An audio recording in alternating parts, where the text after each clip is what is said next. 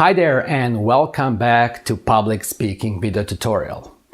In this sequence we will talk about how do we look and how do we sound to our audience. First we are going to talk how do we look, so let's start what we wear. The way we wear and what we put on ourselves is the way we show respect to our audience. It's very hard to be overdressed. Please never underdress. Show the respect to your audience through your clothes. Unfortunately, in this global world, we live in different cultures in different societies.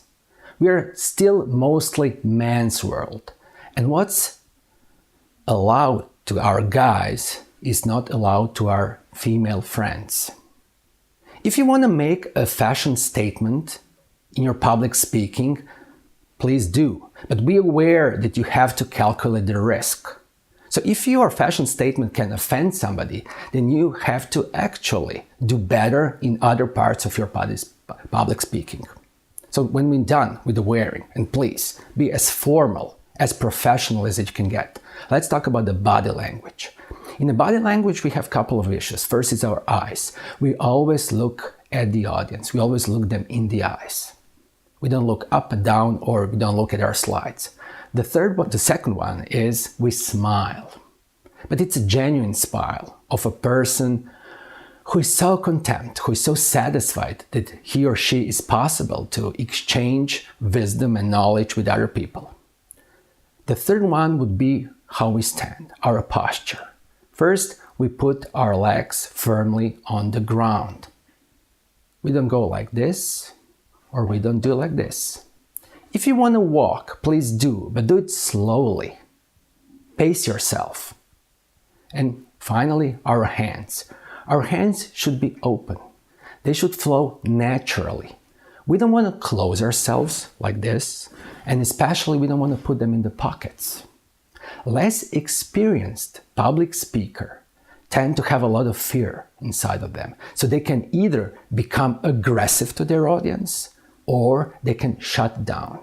But whatever you do with your posture, please show the audience that you care. It's what we call the psychological connection with the audience. So don't put the hands in your pockets. Don't put your head down, because then the people will think and feel that you don't care for them. So we are done with our posture. Let's go to your voice.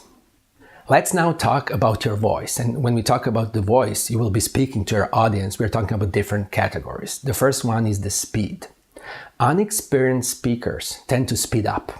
They want to say everything they have in one breath and then just run away as far as they can. Don't do that. Slow down. Use pauses, use breaks. Allow your audience to receive your message and then to understand it. The second category is the loudness.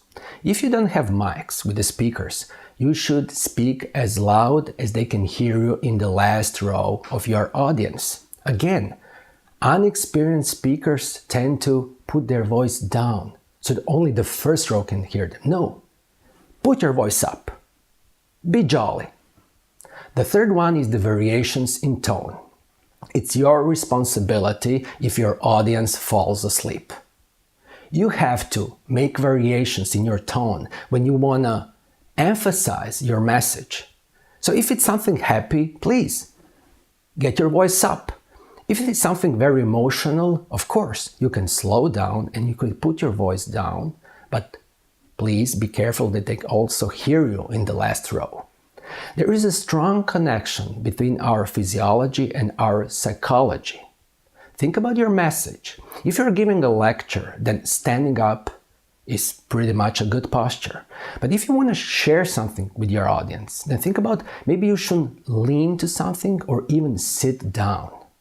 Because if you're talking and you want to share something with them and give them guidance, then being in an upright position is like a professor or a teacher in school. If you want to connect, please do lean on the bench and you will immediately establish better connection with your audience.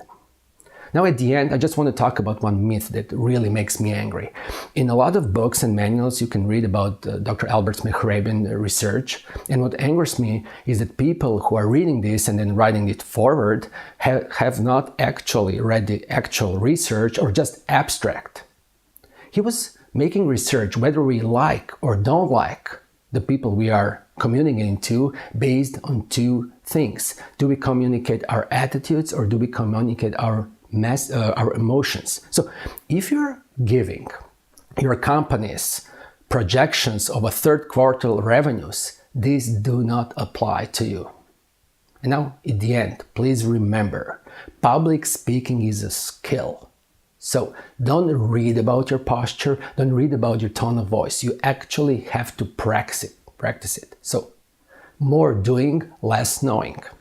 Thank you.